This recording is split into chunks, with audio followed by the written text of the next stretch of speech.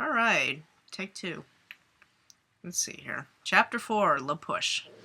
Author's note. No flames, please. There's no point. If you don't like my story, don't read it. It's as simple as that. BTW... Stop it.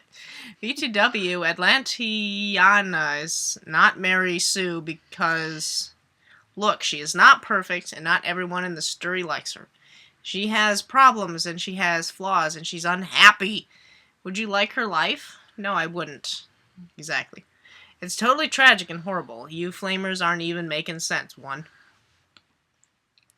She totally wants that life. She wants all the old men, not just Deadward. She wants Deadward to sex her good. Yeah. I sat quietly on the La Push beach, apart from the party that was going on beside me. Mike Noonan was following me round like a pulpy, and he was so boring. None of the things he had to say were interesting, but I was nice to him because he wasn't a bad guy. My thoughts were elsewhere. I couldn't stop thinking about the events of last night, when Uncle Larry had raped me, and I had my scary vision in the forest, and the tall, pale bracket guy in my mind had called me his daughter. I didn't understand any of I felt so awful that I had been raped by that hideous pervy sicko. Yo, word. Woo. Woo. Stop. When I had been saving myself for the right guy. Edward. And for a marriage, and my virginity was torn from my grasp by that twisted guy. It was so cruel and unfair, it made me want to cry. Oh. OMG, Mike, what are you doing talking to her? I turned around and saw 4 nasty faces leering at us. It was the cheerleaders. I had seen in the cafeteria, and one of them was the girl daytime Edward, the brown hair girl. The March Hare who was standing at the back. Looking moody but not saying anything. Stop being mean, Jessica, Mike said angrily. Tia's awesome, and if you can't see that, it's just you being blind and shallow and stupid like you always are. Who's doing Jessica? Yeah, but I mean, look at her clothes. She looks like a stupid goth biatch in her slutty top and short skirt and fifth net tights and Thea the rat hooker or what? Jessica screamed. She was really ugly when she showed, even though she was technologic, a hot chick. Don't know arigato, Mr. Robot. I was dressed in skimpy pink clothes. This is Mike. You know what, Jess? You and your friends are so shallow. You are the real slut. You and Bella and Angela and LUUUUUVVVV may wear short skirts and low-cut tops and stuff, but that doesn't make you beautiful. It's what underneath that counts. Mike shouted.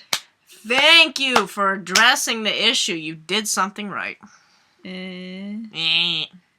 Oh, never mind. Yeah, who is the thingy there? What? Whatever, I'll do it. A sly blonde girl. Yeah, okay. Oh, no, it's my turn. Do it. Yeah, speaking of which, said a sly blonde girl in the gang, who is called Lauren, pointing at me. What's with her breasts? They're huge. I bet they are fake. She laughed, and her friends laughed too. Even Bella and Angela, who had been quiet until then. Did she ever say how big her breasts were? Usually these sort of fanfics do. I think she said something about how they were small and she didn't like them. Wait, no. She said they were big because they attracted attention. I remember now. Alright, continue. I feel awful. No, it's fine. I imagine big balloons, like the fucking, like, manga, like hentai girls. Yeah. Where the hell were we? Does it matter in the story? No. Okay. I got up and pushed past them and ran away into the darkness. I could hear them all I cold hear them. okay. I cold hear them all laughing at me, and I felt so embarrassed. I was relay sensitive about the waste I looked, and hated the fact it made all girls hate me and all guys stare at me. I would have given anything to be ugly or just inviolable. Why couldn't Satan have made me less beautiful? Oh, I wonder how high you just spiked the audio on that one. I wasn't stuck up and didn't think I was beta than anyone else because of how I looked. I just wanted people to treat me like a normal person. I couldn't help being slim and blonde with relay baked boobs. It wasn't my fault. I hadn't done anything wrong. I think? Oh, wait, okay. I remember where we are now. It's Tiffany. Someone named Tiffany. Are you okay? Said someone from beside me. Who are you? Are you? I asked. Wait. You asked. Someone asked. I asked. 3 relay pretty goth girls were standing there smiling at me, and I smiled back. The one time she tries to spell really correctly. We are Tiffany, Abigail, and Rochelle. They said, smiling. You seem cool. Do you want to be our friends? And she multiplied. Yeah, of course. I'm just a bit melancholy because those horrible cheerleaders were being mean jerks and saying my boobs were fake. I said.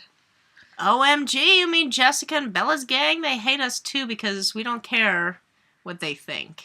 Said Tiffany. They're just being jealous because you're the prettiest girl in the school now, and they're all playing next to you, but we don't care about stuff like that. We only care about people's personalities. And my cat is commentating. She wants to be the co-pilot of this fanfiction. Cool. I said, and we talked for hours. I talked to Tiffany, Rochelle, and Abigail for hours, and they were so cool. I never had proper friends before who didn't care what I looked like or where I came from. They just liked me for me, and I liked them because they were uber cool and we had loads of stuff in common. But after a while, they all went home, and I stayed on the beach. The beach leech? The beach. Beach leech. It was getting late, but I didn't want to go home to Uncle Larry in case he raped me on his car again. Suddenly, I heard a voice from behind me. Okay, this is me. That's you. Well, Tia, thou seem to be causing quite a stir at school. His voice was smooth and sexoid, and from another time. Monty Python and the Holy Grail, Edward. Sir Edward. Sir Edward! It is. Make it, yes. I want to see those drawings, people. What do you mean? I demanded. Oh no! Yes! Oh no! People, please don't get offended. Take your fingers off those comment buttons. Just bear with it. Typos happen. The link is in the description if you want to go to the story and leave your hate there. This is not our fault. We're only reading this. Okay. Oh no, I can't do this. Shh. Basically, every gay at the school wants to have sex with thee. And every girl wants to eat thee alive for it. How's that for causing a stir, my lady? He smiled and kissed my neck. Shut up, jerk. Butawa, I met your girlfriend before. Bella, I think her name is. I don't like her or anything, but how the hell can you cheat on her like that and kiss me how you did? It's sick. You're a cheating bastard and I should tell everyone. Tiffany told me you and Bella are like the school's golden couple or something. What would happen if I told people how you acted in that corridor with me? Oh my god, sweet lady, thou must not tell anyone, he screamed. It was a moment of madness, that's all. I'm so sorry for what happened. I hope Dine can forgive me. But I've promised myself to Bella, and that's just how it is, no matter how much thou interests me. Fine, then stay away from me. I shouted as I left to go home, but he followed me and grabbed me and pushed me down on the grind. I was burning with anger and fury, but I wanted him so deathly, I didn't even try to resist him. He knew, like a brand sparkly knew, how much I wanted him, and it drove me mad. He put his hands inside my panties and I gasped. I was suddenly desperate to sex with him, and I tore my clothes off, and I was in my underwear. I took off my bra and showed him my naked heaving beasts. Have sex with me now, Edward. Wait, what? I whispered.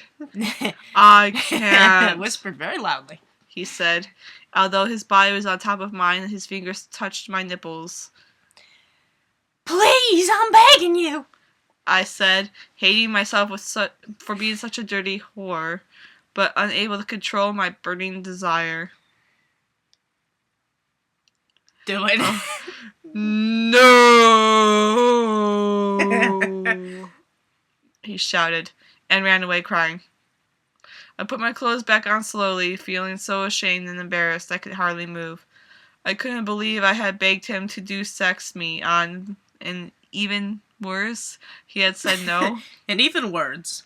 Even worse. I went home to Uncle Larry, made me cook his dinner, and suck his cock while he ate his food, and then he raped me and hit me with a shoe all night, and I didn't even complain because I felt like I deserved it for being such a horrible slut, even though it made me want to die inside. Uncle Larry finally let me alone, and I thought about killing myself as I cried and cried as I fell slowly into a dreamless sleep. And turn tape for next part. Shut up, cat.